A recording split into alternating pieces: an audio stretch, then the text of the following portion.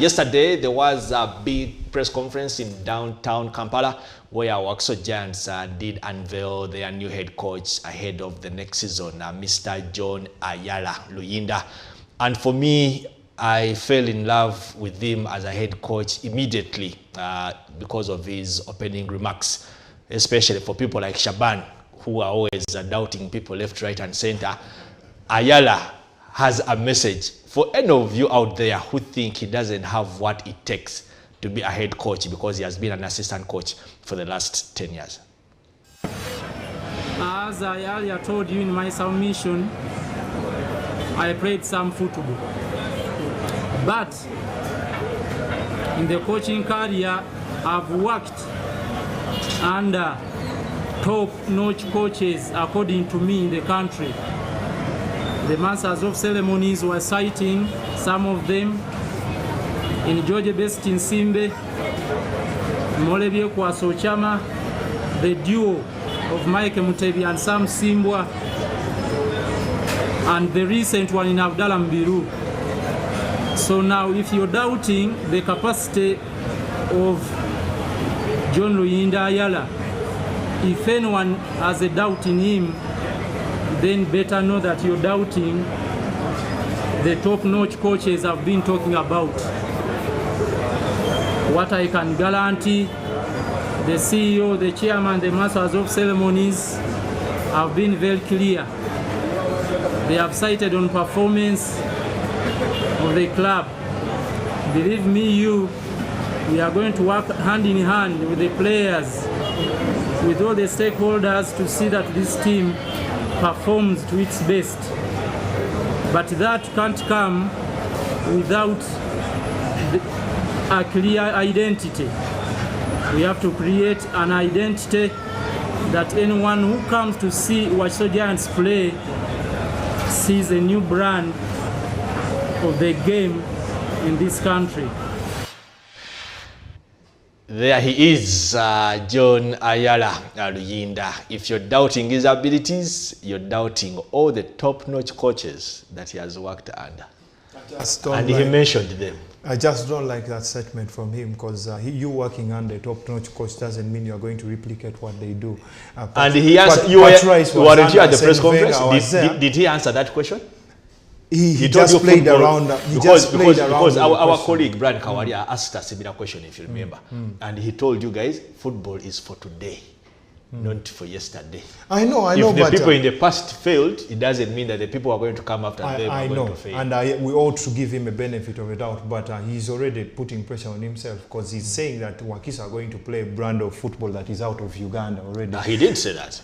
If you he said they are going to develop an identity. If you caught him right at the end of the press conference, he mentions that. That means he's already telling us we should expect some probably what I don't even know what to call but for me, for somebody who has worked closely with Abdallah Mubiro. No, with him, Ayala Luyinda, at least I know what to expect from him. He's the type who walks the talk unless results fail him on the pitch. He puts himself in a bad situation already. Because I was speaking to him after the press conference. Let me help you understand Ayala better. Ayala Luyinda is the calmer version or the sober version of Mike Mutebi. He still has a lot to prove. Maybe, I'm going there. Maybe he's the calmer version of Mike Mutebi, and we all know what Mike Mutebi was capable of, or what he's capable of as a manager. So this is his first time being a manager, a coach, a head coach of a club. The seventh coach of Wakiso Giants ever since they got promoted. That is also a big issue I have with the club. Ago. That's another red flag. 3 years ago. 3 years ago. Because I've spent 3 years in the top flight, and he's the seventh coach, and he's promising so much already. Probably he has it in him to do exactly that. I was asking him what would be his ideal success in terms of position in his first season, and he's talking about 5th place, and I was documenting for him everything that probably you're already putting yourself under a lot of pressure because KCCA and Vipers are going to be in there. Bull are going to improve. You are going to improve. And then you have sides like Hill and stuff like that, sides who are capable of finishing above and for me, I always ask myself, the coaches that come to Wakiso Giants, do their ambitions? I'm going there, Clive. Are their ambitions always the same ambitions as the club owner? Clive, I'm going exactly there. So I asked two of the directors of Wakiso Giants. One of them, Hassan Lule, on the extreme club chairman. Yeah, second from left on your screens. So I asked him, why do you keep on hiring and letting go of these coaches? And they're like, we have ambitions, and somehow, those coaches don't live up to their ambition. So I asked him, if one of your ambitions... You asked the wrong person. Hassan Lule is for ceremonies and cameras. I talked to both of them. He doesn't call the shots. The other one, who calls the shots? The number one fan. Yes, and then Hassan Lule, and they're all in presence. The only thing that they talked to me about, one of the big reasons as to why coaches leave, that I understand, is that they expect a certain level of professionalism which has not been exhibited. Clive, you and I know that some coaches at Wakiso Giants, one of the coaches was brought in with high expectations, but he's a guy who used to come with alcohol at the training ground. He sips his alcohol. It doesn't make him a bad coach. And then he wants to go there. Who is that? So, it never made him a bad coach. Oh, of course, Babas. Okay. And everyone knows that. And if people don't expect that of you, and you come in with such a manner, they can let you go. They can let go of you. And I respect that. But the fact that they have hired 7 people in 3 years, and they have all left, it leaves a lot to be desired. But then let's look at the positives here. This is a man who has been deputy assistant to coaches in the last 10 years, and he's deciding to stand out on his own and start a career as a head coach. Yeah, and that's why I said that he still has a lot to prove. He's now a man of his own. He cannot keep looking at the Mike Mutebis, the Abdallah Muvirus, and all these things in the past. He's got to be a man of his own and make his own decisions.